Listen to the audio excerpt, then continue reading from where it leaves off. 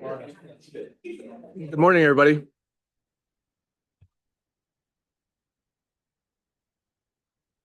At this time, I'd like to open the January Board of Directors meeting for South Sound 911. Roll call. Board Member Brandstetter. Board Member Bushnell. Present. Board Member Casebolt. Board Member Denson. Board Member Holm. Board Member Hubler. Excuse me, online. Oh, here. Yeah. Sorry. Hi, guys. And Board Member Holsey is excused today. Board Member Mello. Here. Board Member Rumbaugh. We have Chief Engel representing Puyallup. Here. And Vice Chair McGilligan. Here. With that, is there any public comment? No public comment has been made today. At this time, we'll go to item number 4, which is approval of the agenda. I'd like to make a motion. Yes, ma'am. I'd like to make a motion to remove resolution 2026. Oh, wait, is that 01 budget request procedure from the agenda? Is there a second? Second. Okay. Understand without having a full chair, we're going to put this off until either February or March, and we'll vote on it then. So any other comments? Seeing none, all in favor, say aye. All opposed? Aye. That was an affirmative vote. That's a delayed. I forgot about that. I got to slow down a little bit. Okay, so yes, sir.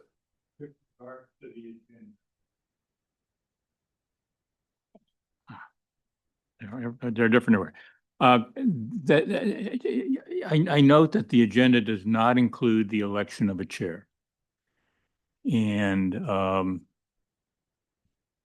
that seems to be an essential item of business to begin the year and has been the practice in past years to be able to go and do that. And there is not an absence of a quorum to be able to take that off, and I would move to add that as an action item to the agenda. Board Member Brandstetter, it's within our bylaws. It says that the elections will take place in February. Huh? In the charter.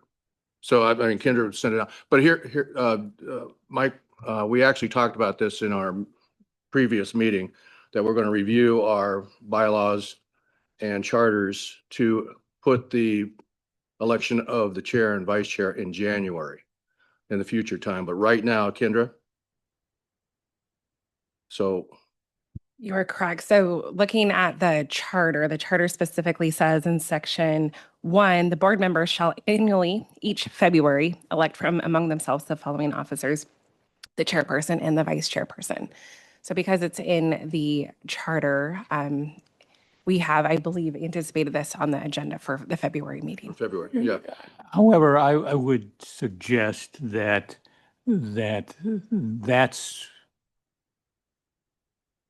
not what would cover the fact that the position has become vacant. You know, if we were to have a chair and a vice chair sitting at that table today, that would be fine. The election would be in February. But in order to fill a vacancy, I don't think that the charter for instance, if a vacancy should occur in March, I would not indicate that the vacancy could continue for 11 months. To be able to go and do that. And I think that's an item that we could do. Now,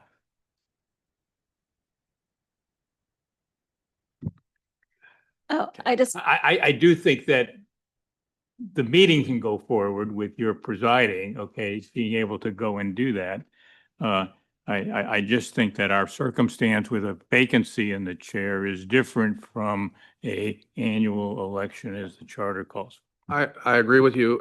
And this happened when Board Member Pugh stepped away too. So, and that's why we're going to look at and try and change it to January. The other thing too is that I'm not sure if the board would be prepared to elect a chair and a vice chair, because I think the discussion would probably happen between now and February on who wants to do it and, you know, whether they accept the nomination or not. So that gives everybody time to think about who it's going to be and gives us more time to make sure that we have the proper people in the right place that want to do the job. Mr. Chair. Yes, sir.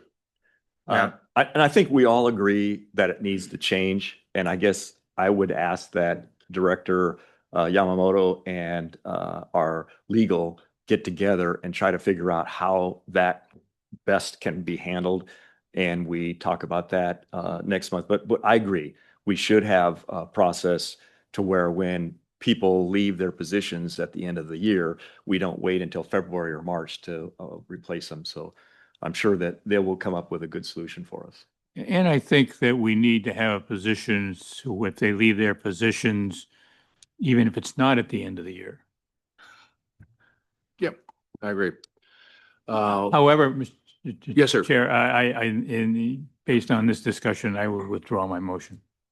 Thank you, Michael. So we have approved the agenda. So now we're on the consent agenda. Yes, sir.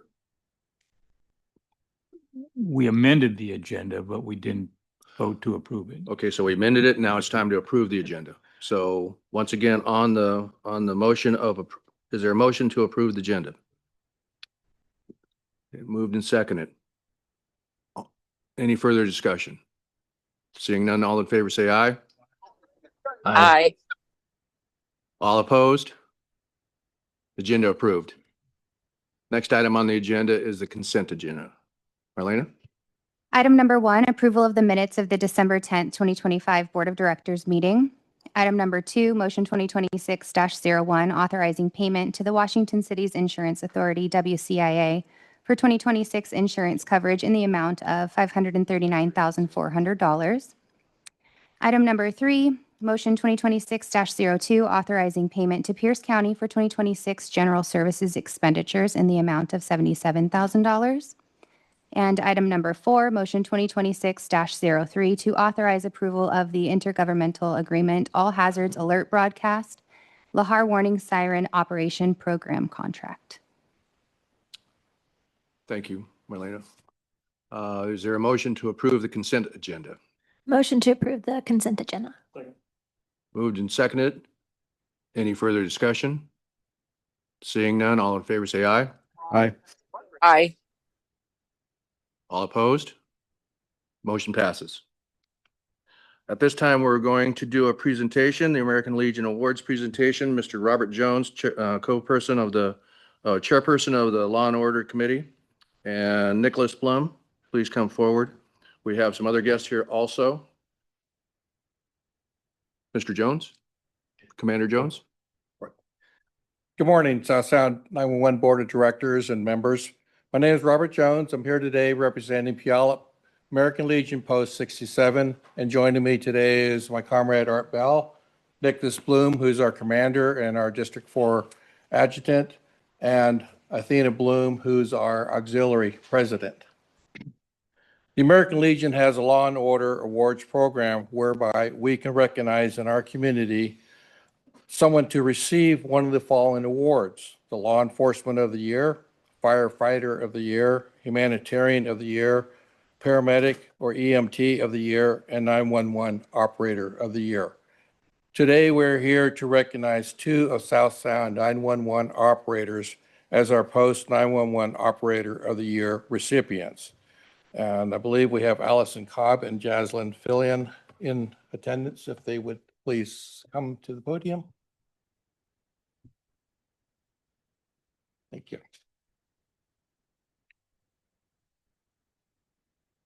The American Legion 911 Operator Certificate Accommodation presented to Allison Cobb and Jaslyn Fillion of South Sound 911. This commendation is awarded for outstanding public service befitting our community, state, and nation, presented by Robert Jones, Department of Washington, this 21st day of January 2026, Adjutant Gus Guiones and Commander Nicholas Bloom. And presenting these will be Art Bell and Nicholas Bloom. Okay, I have one here for Jaslyn Fillion. Okay, I want you to step up here. This is a I think Athena wants to take a quick photo. Get in here, Commander, come on. You guys get in here. Up here. Thank you. Let's do it around.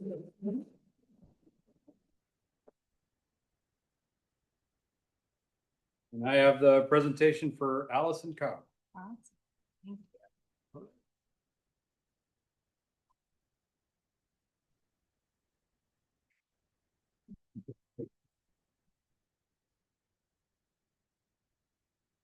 Our awards committee takes the nominees, reviews all the applications. And in this year, we are moving Allison Cobb's nomination forward to our department level for further review and potentially being, hopefully, our state nominee, which does come with some monetary rewards. So prayers for her to move forward.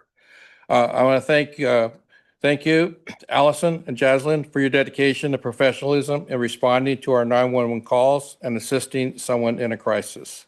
Thank you. Appreciate it. Thank you very much. Mr. Chair, Yes. I just wanted to recognize the Puyallup American Legion and thank them for their Law and Justice Recognition Program. They do this throughout the county. I think it's really, really special that they recognized folks essentially on the front line at South Sound 911. So I want to thank the Post for their recognition of our dispatchers, our call receivers, and the staff at South Sound 911. Most every police and firefighter knows that our lifeline are those folks on the other end of the radio. And so I just really appreciate the American Legion stepping up and recognizing our folks there at South Sound 911. Thank you, Chief. Thank you to the Post, and also good luck to Allison. So good job. Thank you very much. Okay, we're down to staff reports. Mr. Executive Director. Thank you, Mr. Vice Chair. And Happy New Year, Board.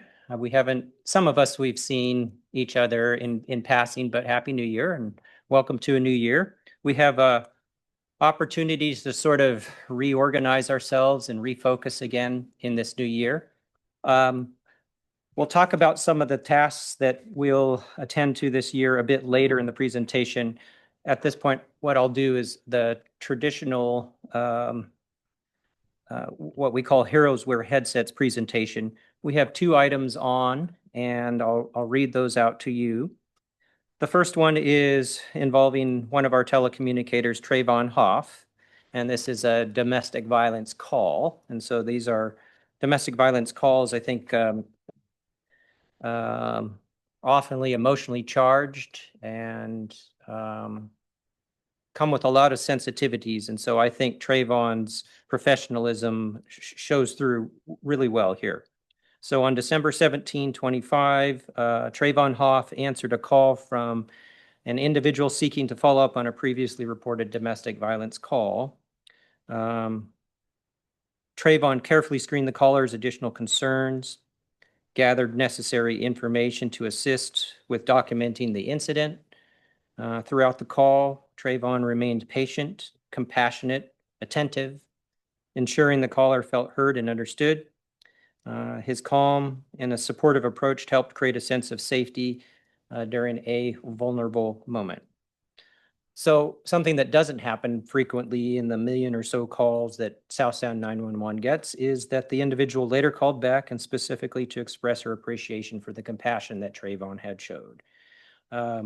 He took care in gathering the information, and his professionalism and empathy during the interaction helped her feel comfortable and helped her participate in the process. So I just really want to say to Trayvon, thank you for your professionalism. When human beings talk to each other in these contexts, it's so important that that professionalism shine through, and it really did here. A second incident I think many of us are aware of, and this is, we lost a trooper in Western Washington, and this is an incident that talks about how that incident impacted our operations here, and it involved a lot of us. So telecommunicator Irina Vaughn, and then a bunch of dispatchers, Taylor Sellers, Leah Heiberg, Edgar Garcia, Kristen Woodrow, Maddie Rounds, Devin Smith, Natalie Keisler, Sheena Walker, and Jocelyn Donahue. So on December 29, telecommunicator Irina Vaughn answered a 911 call from a witness who was reporting that a Washington State trooper had been struck by a passing vehicle. From the outset, Irina remained calm and focused, and she quickly entered the call for service while providing reassurances to the witnesses and gathered critical information under those extraordinary circumstances. Law enforcement dispatcher Taylor Seller, working the Tacoma North Channel, immediately broadcast the information and began coordinating a response.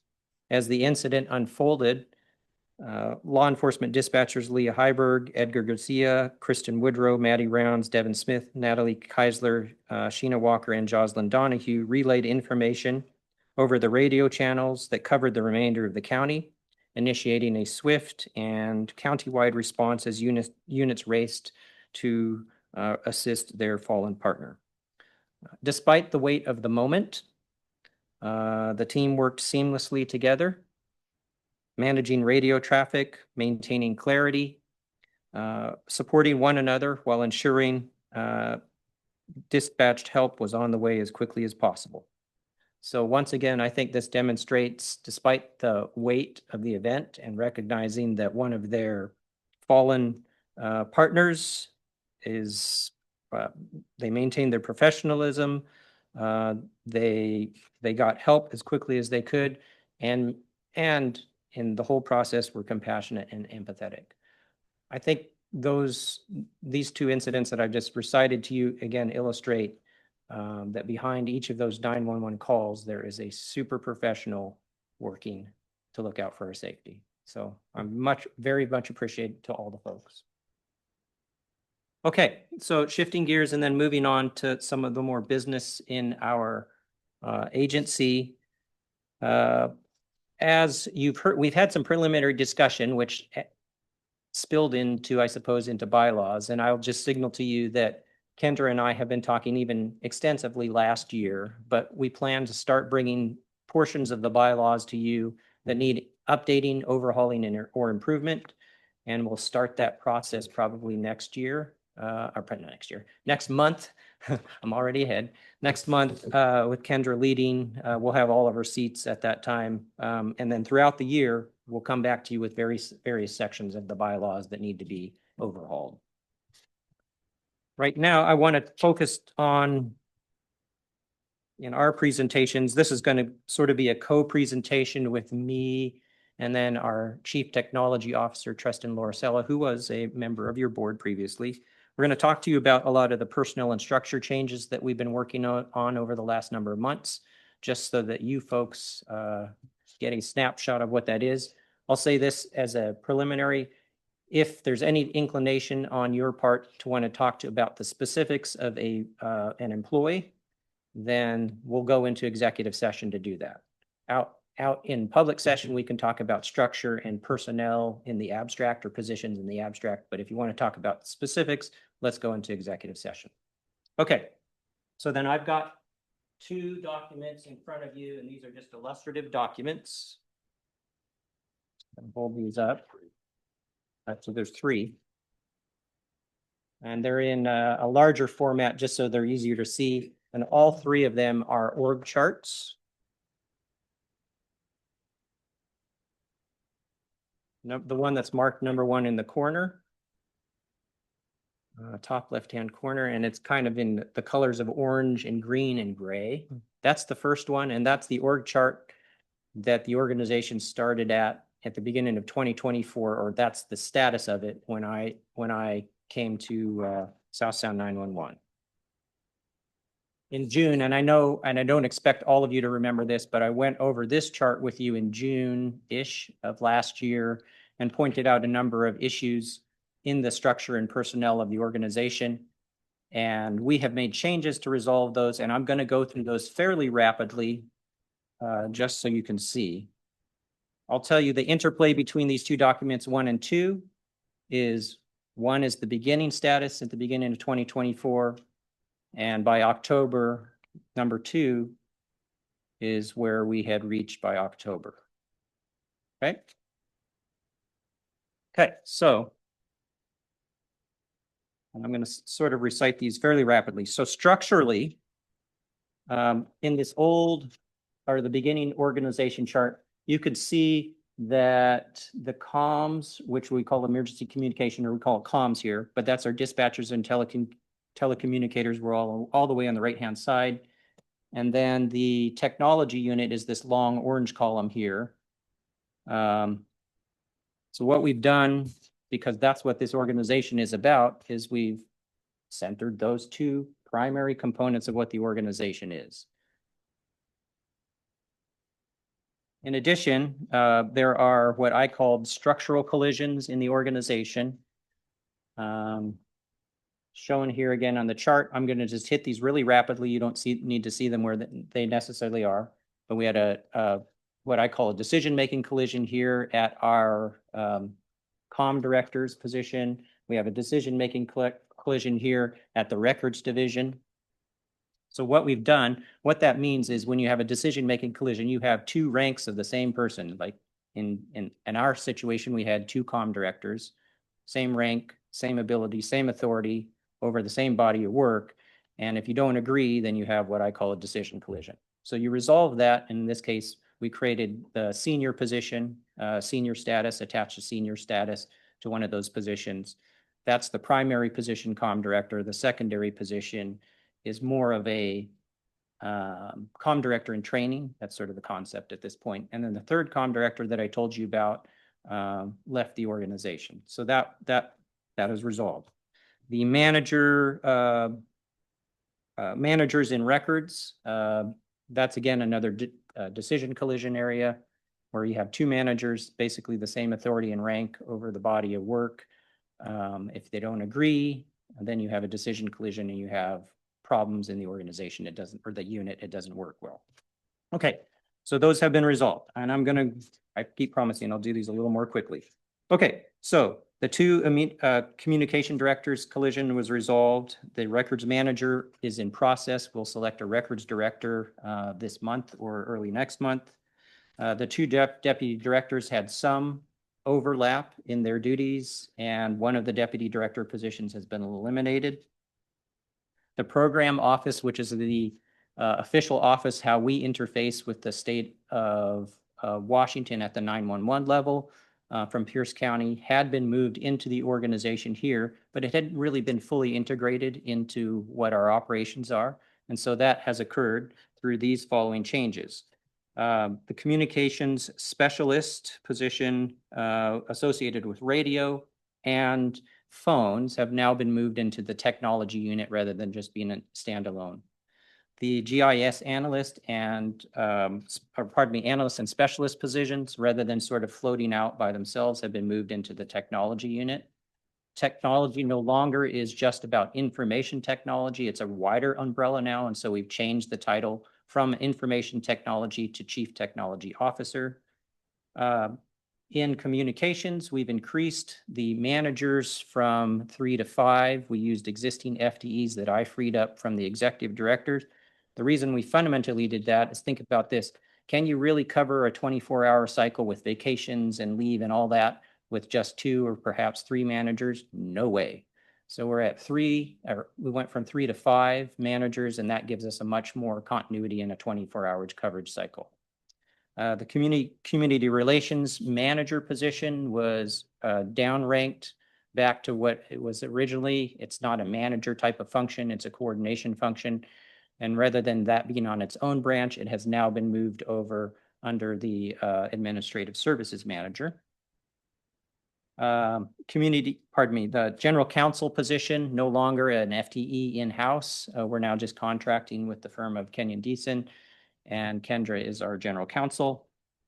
The facilities maintenance positions, these were budgeted, had been increased by 2, and that's eliminating a contract that we were having difficulty or problems with. A training manager position was eliminated. That concept is a good concept, but in action, it wasn't working well. So we eliminated that position and then absorbed the training directly into communications. We also created or added the engineering and CAD positions that were budgeted, as well as the disclosure analyst, which was also budgeted. Okay, so end result of that. Question, just Yep. really quickly. Yep. As someone who's not like not an org chart person per se, because I haven't run an organization the size of this. How many of these jobs that you've changed were union jobs? None. None. These are all the operational Yep. up here. Yep. Okay, thank you for answering that. Yep. Okay, and so the result, which looks a lot. Oh, Mr. Branstad. Branstad. I actually understand all of the things that you went through and they made changes, but the one item on the chart that the chart reflects positions. Everywhere except 911 program office. And that doesn't sound like a position title. And it sounds like a function. So is that something that has a unique position associated with it, or are people all over this chart contributing to the work that goes? I mean, if it's not a position, it would seem to not have a place in this chart. I mean, it is a responsibility to oversee of the executive director, like the chart shows, but it looks like it has no people. So, and to answer your question, I'll go, Councilmember Brandstetter. If you look at, I would say this little orange column. Are you on number 2? I'm on number 1, and this is the No. beginning. So the orange column, and it's about 4. Does everybody see that one? So that's under the Deputy Director of Support Services, and it says 911 Program Manager, and then 3 Communication Specialists, GIS Analyst, and GIS Specialist. Those are the positions that were in the 911 Program Office. And so the statute, if you look at the state statute, it contemplates a state office coordinator. So that's at the state level. And then it contemplates each county has a coordinator as well, a 911 coordinator. And so those county coordinators coordinate at the state level. And so that office did exist in Pierce County for many years. And it does have and did have a designated coordinator. And our coordinator has been traditionally, Nick has performed that role here. So it does exist. It's a person. It's not just a function, and it's contemplated by the state statute. When it came here, it was just sort of kept, and I'll say this as an illustration. I sort of talked about this yesterday. You can tell by coming in this organization that a lot of things were moved into the organization like in a process. Say, for instance, our giant family was moving across the country. We put our stuffs in boxes, we put it into a moving truck. And then when we come to our new location, we unload our boxes and we unpack them and we put them into places. We put things in closets, we put things in drawers. A lot of that process has not yet happened here in South Sound 911 because you can tell Debbie's hired on in about 2020 and COVID starts. And so she's moving folks into this building, getting this building up and operating. And for the next 3 years, they're dealing with COVID. So that became the ultra priority. So a lot of that unpacking work and the organizing work and making sure that this item or that person are well associated together in the organization just hasn't happened. So we can see metaphorically, some of the boxes just need to be unpacked and reorganized. And so that's a lot of what this effort is. Okay. I'm just saying that in terms of an organizational chart, every place else on the organizational chart is positions, and then it shows their relationships to supervisory relationship and being able to go and do that. The 911 program office is the exception to that. Okay. In other words, if there are unique positions that are associated with that function, then I would think that they should somehow appear that way on the organizational chart. If it is a function that uses the efforts of people all over the chart, then it's probably not an organizational position. Am I being clear of that? It's inconsistent with the rest of the chart. And if there is a person who is a 911 program office director, coordinator, then that's the position that we should see. Just as we see administrative clerk and administrative services manager and everywhere else on the chart. If in fact it is, going back to number one, if in fact it is 6 people, then there ought to be 6 people over there, and just need to get a bigger piece of paper so you can have another list of 6 people.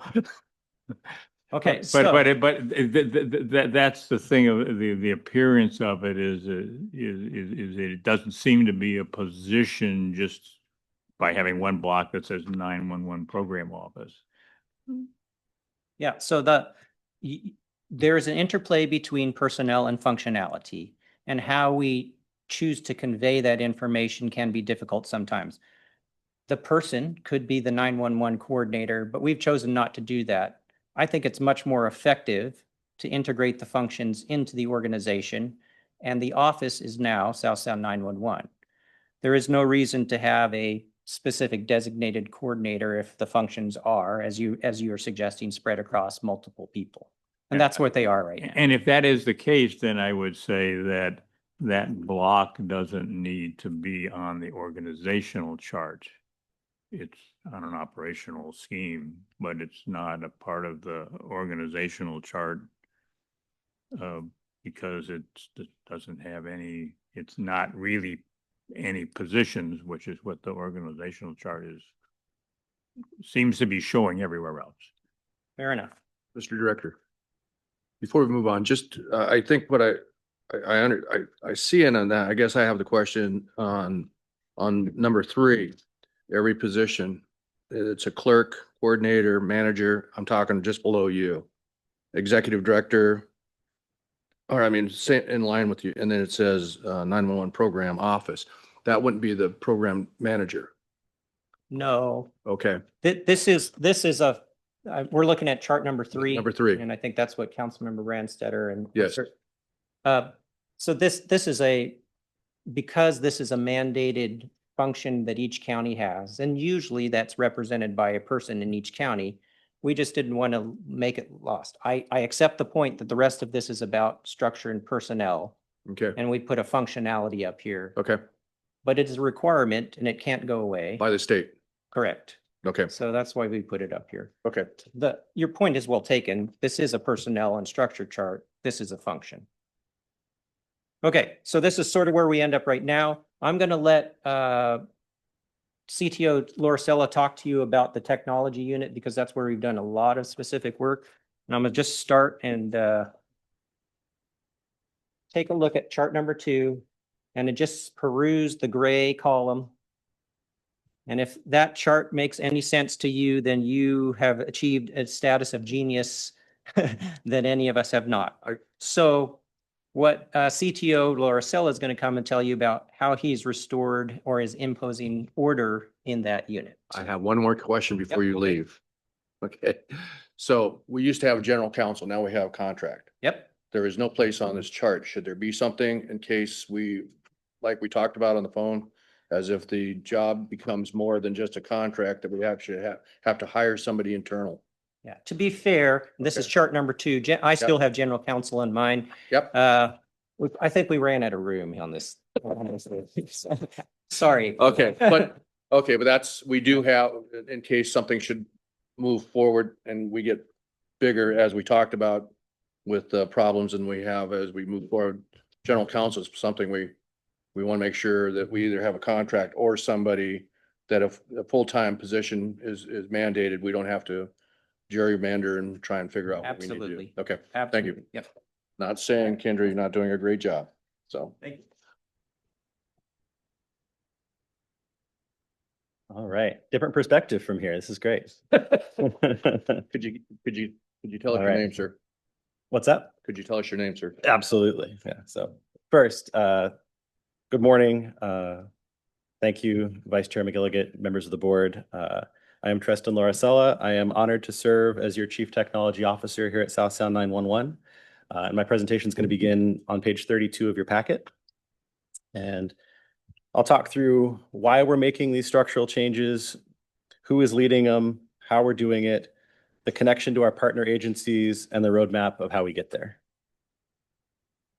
All right, I get a clicker so I can drive forward. All right, so I'm going to start out with why we made these changes, and Executive Director Yamamoto touched on this, but under previous administrations, technology was viewed largely as a support utility, a back office function designed to keep the lights on. Structurally, it sat 3 levels down from the top, meaning there was a significant distance between the strategic vision of the agency and the technical execution required to support it. However, in modern public safety, technology is no longer just a support tool. It's the backbone of how we dispatch, how we communicate, and how we protect the community. Since joining, the Executive Director and I have partnered to elevate this discipline, with the CTO role reporting directly to the Executive Director on the same level as our operations leader. We're making a clear statement that technology is core to how we function. This shift allows us to make faster decisions that align strictly with the Executive Director's vision, ensure that our technical roadmap walks in lockstep with our operational reality, and it allows us to treat our IT infrastructure not just as a cost center, but as a force multiplier for the police and fire agencies that we serve. All right, next slide. So moving on from that high-level strategy to the operational reality, here's how we've restructured our technology management team, or as I like to call it, the WHO. Previously, the roles were often blended, which led to a lack of focus. We've now reorganized the department into 2 distinct functional pillars. First, technology core engineering, which is our build and maintain arm. That includes our network engineering, who ensures that the pipes and connectivity are always on, and our software and systems engineering team, which focuses on the applications and server infrastructure that ride on that network. The second pillar is our technology integrated services, which I consider our delivery and support arm. With technology program management, we ensure projects are delivered on time, on budget, and with the right scope, bringing private sector discipline to our public projects. Finally, technology system support is the face of IT. It's our help desk, our field support that interact directly with our operations, police, and fire partners. By separating these functions, we ensure that the people building the future aren't constantly distracted by the day-to-day support tickets, and the people supporting our partners aren't distracted by the back-end architecture. It allows for specialization, accountability, and ultimately better speed. Okay, next page. So structure is important, but culture is what delivers results. There's a famous saying that culture eats strategy for breakfast. If you don't have people on board, you can't enact change. So we're rebuilding the operating system of the technology division based on 3 specific areas, and I call this the how. First, operational excellence. We're moving away from ad hoc work and adopting private sector best practices and discipline. We're leveraging Agile and Scrum methodologies to break big problems into manageable sprints. We're implementing root cause analysis tools to solve systemic challenges. And we're also instituting quarterly business reviews to ensure we're constantly calibrated with the agency's goals. Second, accountability and merit. Historically, public sector growth is often tied strictly to longevity, how long you've sat in the chair. We're shifting that paradigm and introducing clear KPI dashboards to measure our actual impact. We're building a culture where compensation and recognition are tied to performance and contribution, not just tenure. Third, our people environment. None of this works without trust. We're building a culture of psychological safety where teammates feel safe to speak up, identify risks, and propose new ideas without fear. We're driving stronger communication and collaboration, ensuring the team is aligned. In the bigger picture, the technology division will serve as a pilot for the rest of the agency. Successful implementation of our leadership values and tenets will provide the blueprints for modernization that scales across the rest of the agency. All right, we're cruising right along. This next slide is all about the connection. Structure and tools are useless if they don't solve the actual problems our partners face in the field. One of the biggest risks in any technology organization is the ivory tower effect, where engineers build solutions in a quiet, well-lit office for users that work in loud, dark, and chaotic environments. To fix this, we are fundamentally changing how we engage. First, vertical alignment. We aren't just talking to chiefs, but my managers will talk to captains, my engineers will talk to officers, and we need to ensure that what we think is a priority at the top actually matches the pain points on the street. Second, and most importantly, the boots on the ground standard. I'm establishing a standard where our technical staff participate in ride-alongs with police and fire and sit-alongs with dispatchers. You cannot design a user interface for a patrol car unless you've seen how hard it is to type while wearing a vest at night responding to a call. This builds empathy and context and reminds my team that their code affects real-world safety. Finally, co-creation. We're shifting from a delivery mindset to a collaboration mindset. We want our partners to feel ownership of the technology because they helped define it. Instead of, we built this for you, we built this with you. All right, and then the roadmap and the steps on how we get there. So it doesn't happen overnight. We're executing a deliberate 3-phase strategy to mature this organization. Phase 1 is organize and stabilize. This has been my primary focus since I got here in August. We've had to get our own house in order, restructuring the team, defining our values, and stabilizing critical infrastructure. We cannot build a skyscraper on a cracked foundation, and we're nearing the completion of this first phase. Next up is engage and align. This is where we're headed next. This phase is all about trust. By embedding ourselves with our partners through ride-alongs and joint working groups, we shift from being a vendor to being a partner. We're establishing shared ownership of the roadmap so that our priorities are synonymous with the agency's priorities. Phase 3 is modernize and innovate. Once we've got that stable foundation and that trusted partnership, we've earned the right to innovate. This is where we deliver true return on investment, predictive data, automated workflows, and technologies that don't just work, but actively help officers and firefighters save lives. We're moving fast, but we're moving with intent.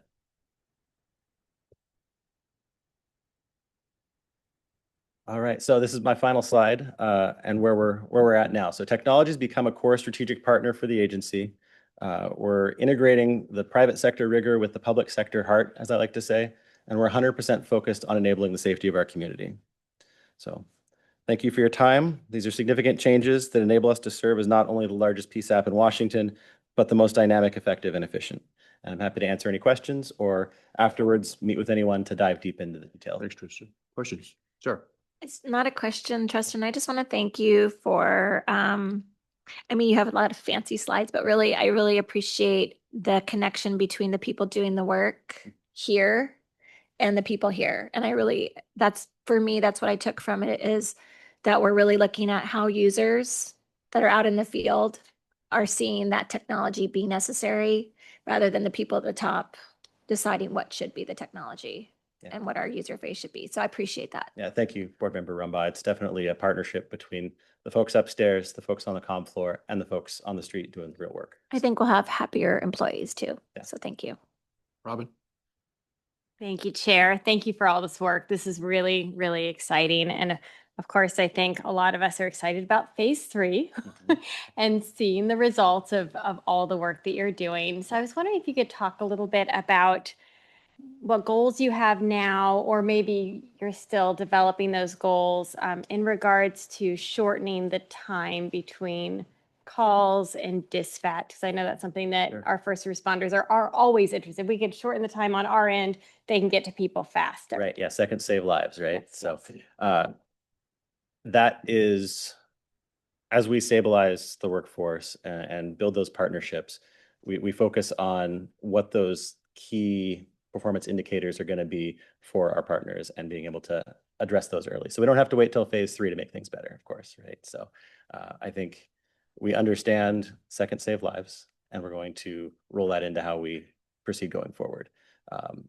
As I mentioned, pulling some private sector methodology in, including root cause analysis to fix systemic problems, that is something that would drive down response times.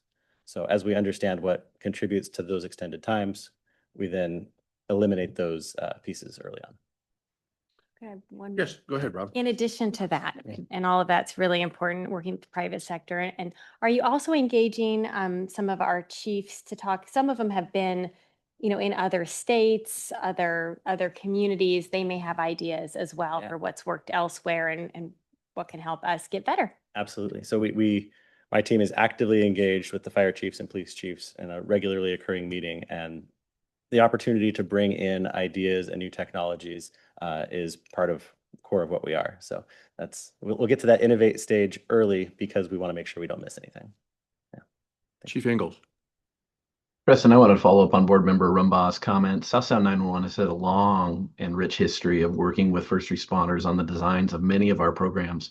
On the police side, our enforcer report writing program was really a labor of love between South Sound 911, Lisa back in the day, the developers, and some very key folks across the county to produce a county-wide law enforcement report writing program. And I think it's one of the strengths in our county that we're able to share data, share reports, to allow our first responders across the county to be efficient with information, be efficient when we're looking for folks that have committed crime and fled to other parts of the county. So I just wanted to echo the sentiments of Board Member Rumbaugh and your direction of working with folks who are out there actively doing the work and using the programs.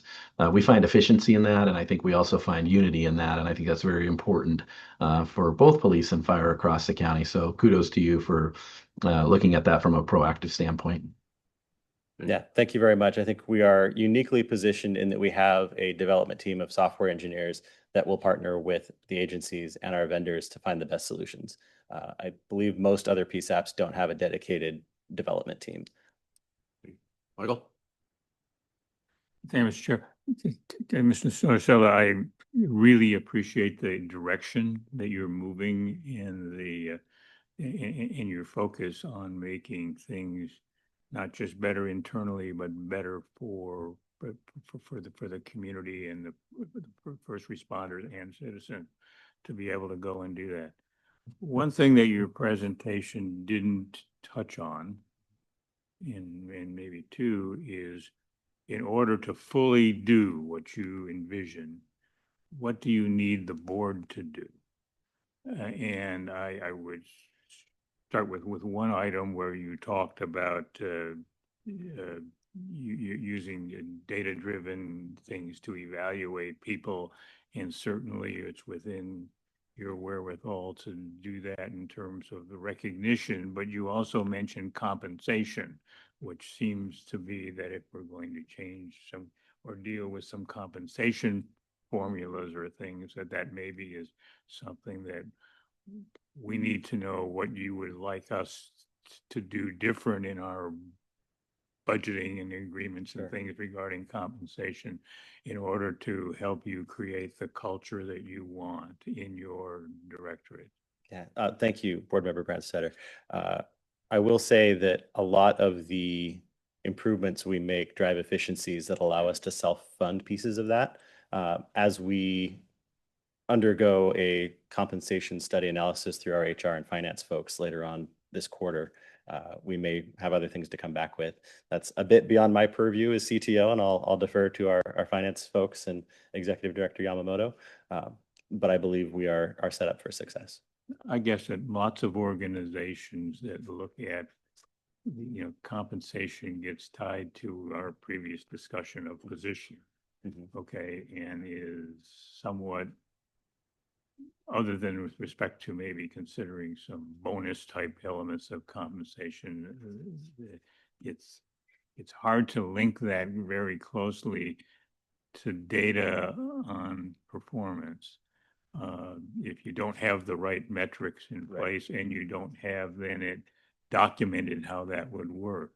And I think that, the board is supportive of your being able to move this as far as possible. And so we do need to know what it is that you need us to do to be able to go and do that. Great. And I guess just because it's been a topic of conversation often and recently and in past history, that how does your directorate interfacing with the radio system owners, and is that an element of where you're trying to have stronger relationships and maybe some greater influence? Sure. So we have, as part of our ComSys team, a level of support that matches with Pierce County and City of Tacoma for the radio system owners group. But in terms of driving policy, again, that falls to the board and to the executive director. But we are here to support as we can from our team of radio folks, and making sure that our partner agencies are set up for success. But I will defer to the plan for the radio system operators group to be handled by folks other than myself. Hey, thank you. Yeah, Thank you, Chair. Steve. The only other comment, as I see your timeline, we'll be getting updates from you over the year. Absolutely. Yes. Okay, so you will be bringing back more data for us. Yep. There we go. I plan to come back as frequently as you'll have me. Okay, thank you, sir. Cool. Thank you. Thanks, Tristan. Mr. Director? Mr. Vice Chair, the next matter that we have is an action item on, and it's, oh, pardon me, we reversed order, and it's operations report from COO Mark Mears, yeah. Sorry, we reversed the order there. I apologize about that. Yeah. Good morning, Chair. Good morning, Board. 2026 is here, and like usual, we hit the ground running. Academics are doing fantastic. They're in their the current class is in their last 2 weeks, and they will be moving to the floor at the end of next week. With that, March 9th is our next academics class starting. We'll have 5 new hires in that, and we'll be moving the final 7 people for the cross training between data and communications into that. And along with that, we just brought on board a new fire lateral dispatcher. So things are moving well there. Related to facilities, the PSCC with the CTO and the changes that he's making in technology, we're doing an evaluation on the second floor where the technology pieces are housed and the first floor where those technology pieces are housed, and doing an assessment as to are we using the space adequately? Is it good for workflows? Do we need different teams together? So we're doing an evaluation on that, and probably come back more, let you know what's going on with any changes that we make related to that. And then 35th Street, still underway. Electrical is still the focus, and HVAC upgrade is starting. We imagine these 2 pieces are probably, they're somewhere in the realm of 90 days worth of work coming up on those. With that, that's my report. If you have any questions. Director Rumbach. Thank you so much. Thank you, Mark. This looks small, but it's got a lot of information in it. And I just have a couple questions. Okay.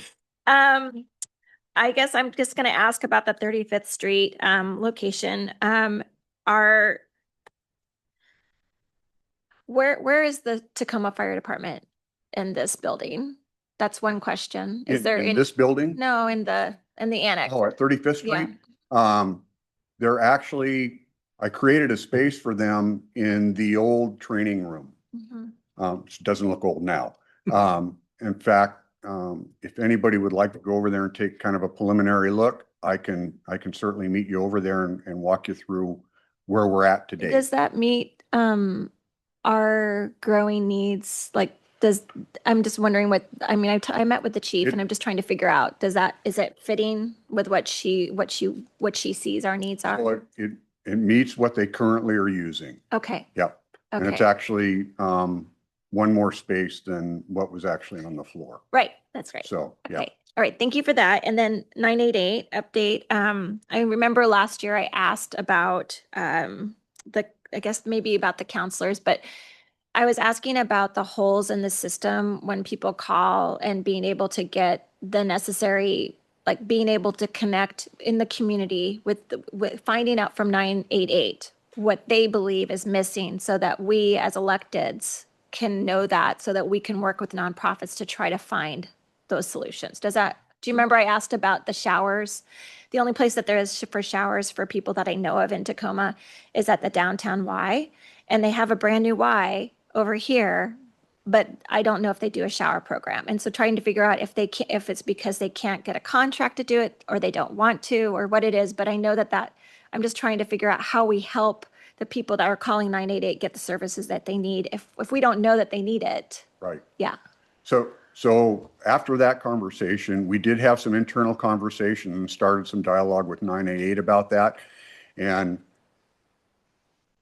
wasn't too much feedback for us on how we might be able to help them. So what I can do is I'll get with Diana when she's back in the office and we'll re-engage on that. And it's probably time that we actually have a one-on-one meeting with the 988 leadership and see what direction they're going, because as I understand it, they're planning on adding some people this year. So To 988. yeah. Okay. So it looks like, Do you think that it might be helpful to have a couple people from the board maybe meet with 988 people and ask them maybe if there was someone that we could like have a conversation about what kind of calls are you getting? What do you need from the community? I mean, if I don't know what we need, it's hard, not just me, but if this board doesn't know what they need, what the calls are about and what's missing, we're not going to be able to fix that problem. and we did have those conversations after those initial, what you brought forward, we did have some initial conversations about that and it didn't really move forward. So I'll re-engage with that and see what I can bring back to the board for this next month. I really appreciate it. I think that is important.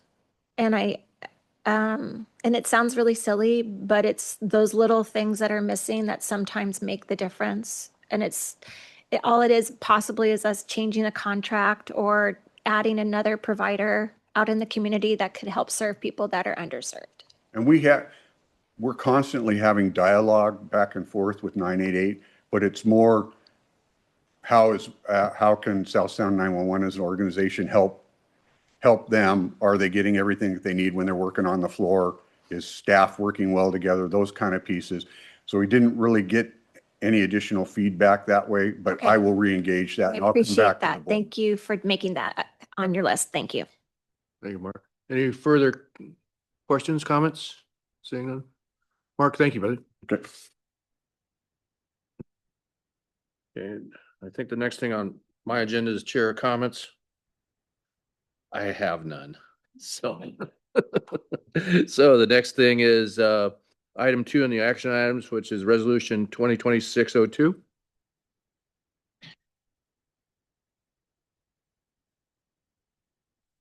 Good morning, board. I will be presenting on Resolution 2026-02, the Facility Code of Conduct.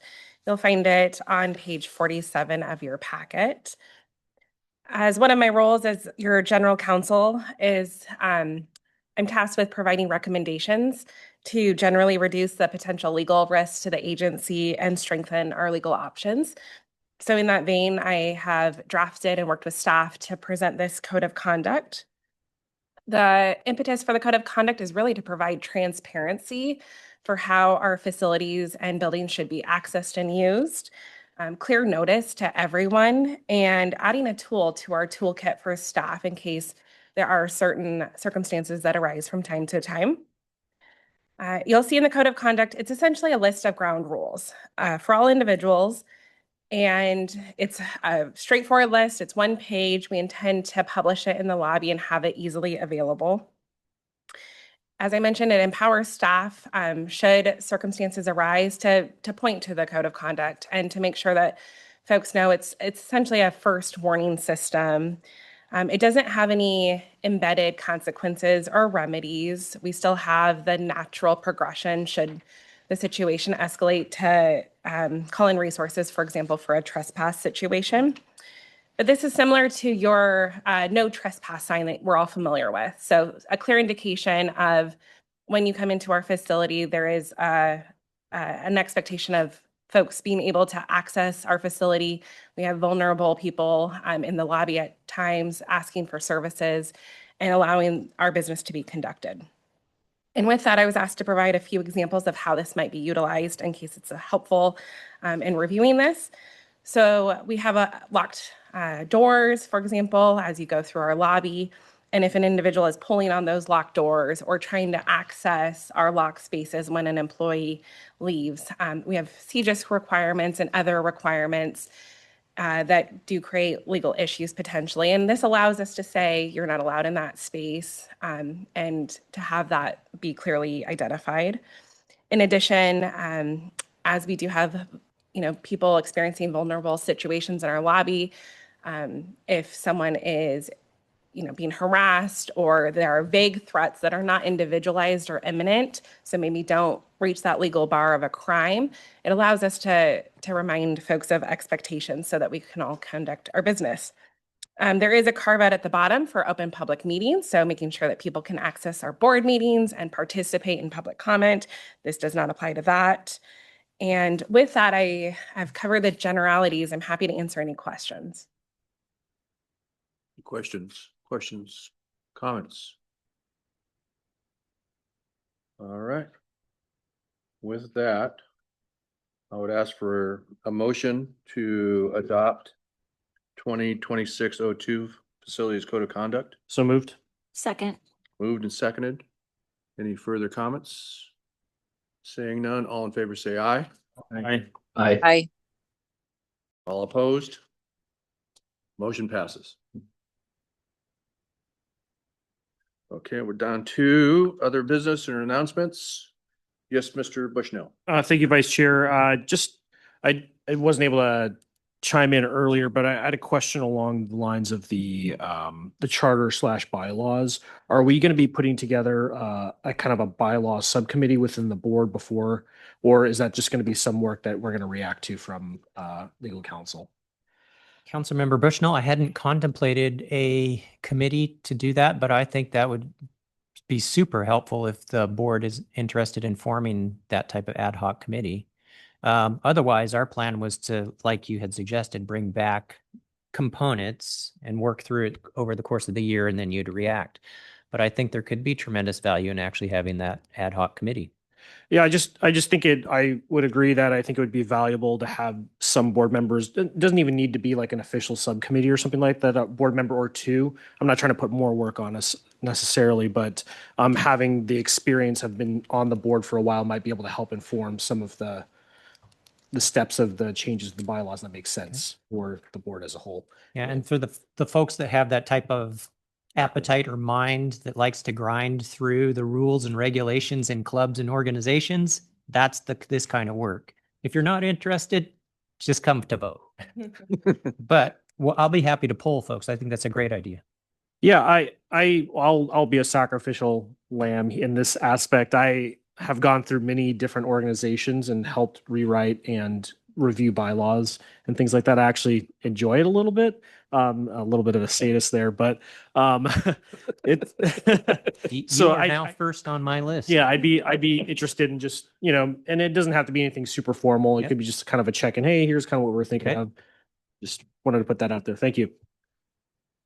Can I ask one more question on that, on Yes. the charter? When we met yesterday, you mentioned that it has to go to the city to our council to approve. Does it have to go on the ballot then? Because Nope. no, it just has to, the charter is through the city. Could you explain why it's through the city of Tacoma?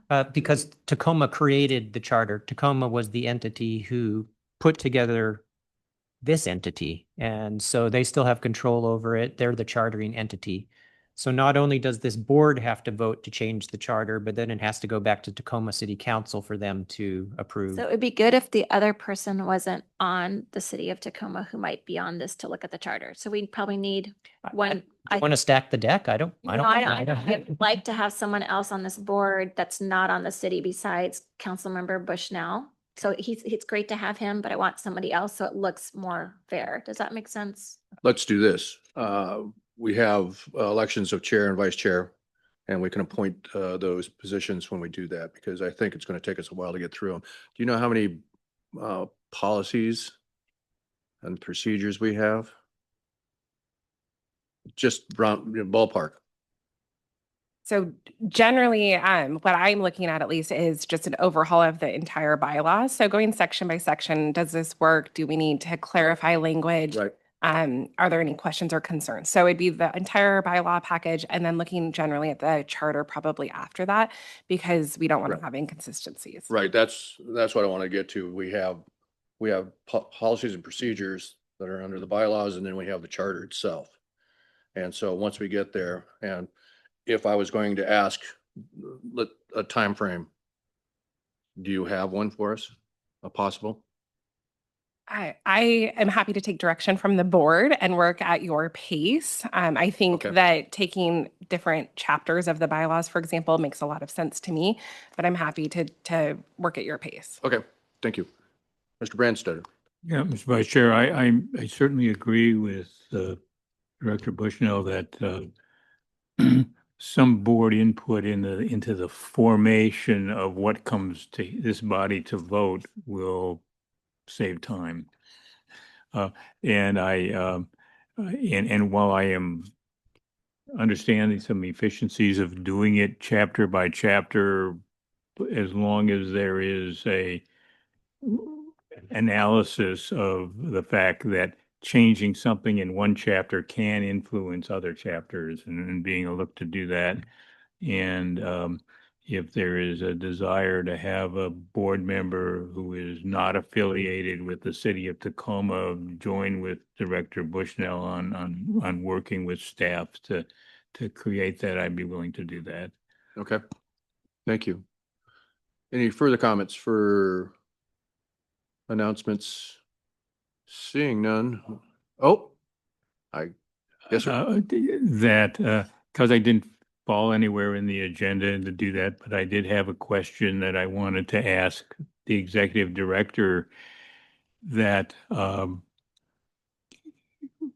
state legislature is in the midst of a short session with bills meddling in many, many things, that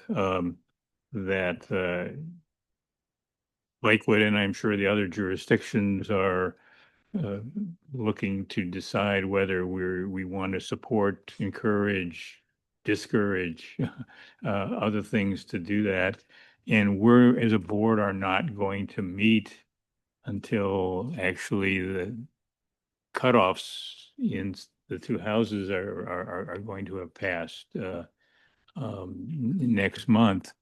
And I am wondering if there are any particular bills under consideration in the legislature that you would like our jurisdictions to perhaps also mirror the view of South Sound 911. Appreciate that question, Councilmember Brandstetter. There are, and Kendra can speak to them. I've asked Kendra to serve in her role as general counsel, but also as our legislative liaison. So that's a typical fashion that would, or a typical role that a city attorney or general counsel would take on. But I think there's one or two, and I think Kendra can speak to those. Yeah, so I appreciate the question. And if board members have any legislative items you're tracking of interest, please feel free to send them along there. It is a short session and there's a lot to digest very quickly. We are monitoring two bills right now. One of them involves retail sales tax as it would apply to investigation services and fingerprinting. But as to the board and taking a position, we have not identified any bills where it would be a policy position at this time. It's more working with our counterparts in your agencies on the administration of certain bills, making sure we understand them. But should there need to be a legislative position, we would bring that back to the board. But at this time, we're simply in a monitoring capacity. We don't identify any that would change the nature of our work, nor have we been asked to provide a policy position. Okay, my concern with that is that the process of bringing something back to the board is different than the board voting to have a policy position on the bills, but that if there is a request from the executive director or our council that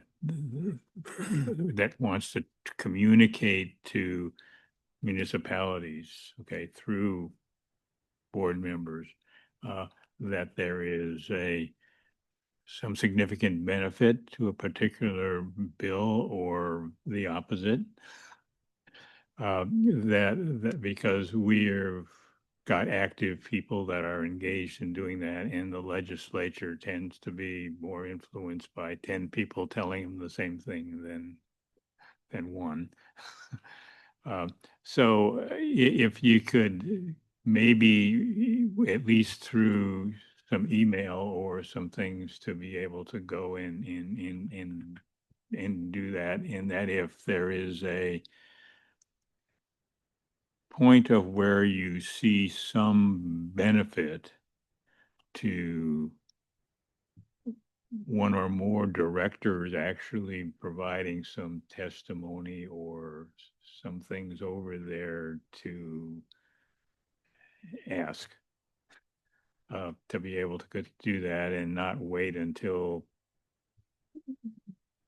near the end of February before we bring that back, because we may have lost the window to effectively influence decisions in committees or in an entire house in the legislature. Thank you, Mr. Vice Chair. Mr. Holm. I think to